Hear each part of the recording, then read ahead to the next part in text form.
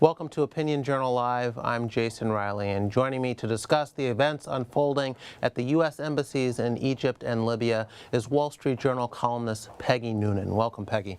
I'm happy to be here, Jason. So we woke up to news today of bad news today, some embassy bombings in Egypt and Libya. A U.S. ambassador and 3 other diplomats were killed. First, your reaction to this event, and then I wanted to talk about how this might play in the presidential election.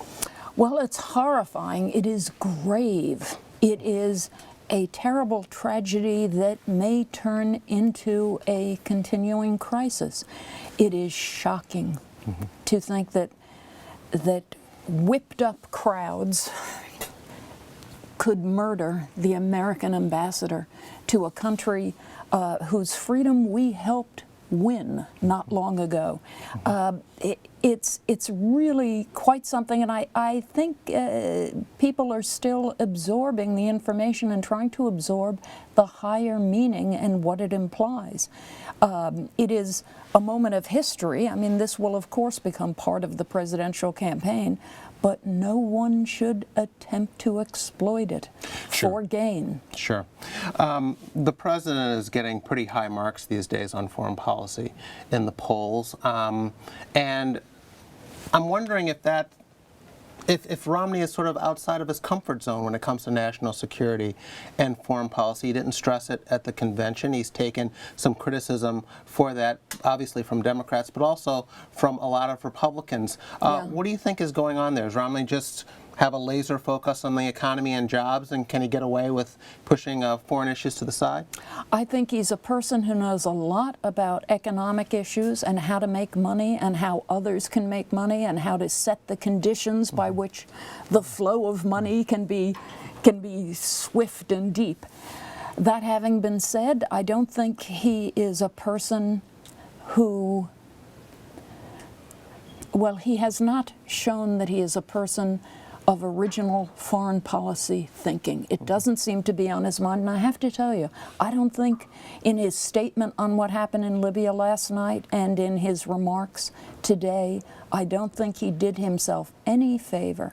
At a moment of crisis like this, I think it's kind of a water's edge moment, and everybody should cool it, absorb, think, and then say only serious and meaningful things and never allow themselves to look like they are using it as a political opportunity.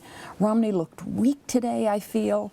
I mean, I'm still kind of absorbing it myself, but at one point he had a certain slight grimace on his face when he was taking tough questions from the reporters, and I thought, he looks like Richard Nixon. Wow. Yeah. Wow.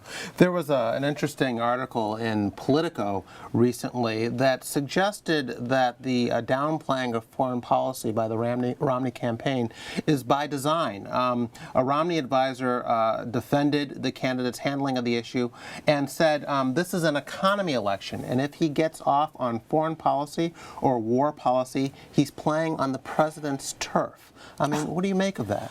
Well, it's idiotic. It is foolish beyond belief to think you can live in this world and be running for president of the United States and not talk about foreign policy. Also, what is being conceded in that statement, assuming, and I do assume it is a sound statement, it is a true statement from an unnamed, I think, foreign policy advisor for Mitt Romney, or advisor for Mitt Romney, is the Republican Party now conceding foreign policy is an issue to the Democratic Party? From the time I became a conservative long ago, it was the Democratic Party that simply conceded foreign policy to the Republicans. They were more stable in their thinking, they were more sure in their steps, they had greater focus, they had higher sophistication, and they weren't being torn apart by part of their party, you know, going off on tangents. The idea that Mitt Romney's people think the Republican Party now concedes foreign policy as an issue to the Democratic Party is simply astonishing. But Obama's out there saying, we killed bin Laden, we ended the war in Iraq, we're drawing down our troops from Afghanistan, there has not been another attack from al-Qaeda.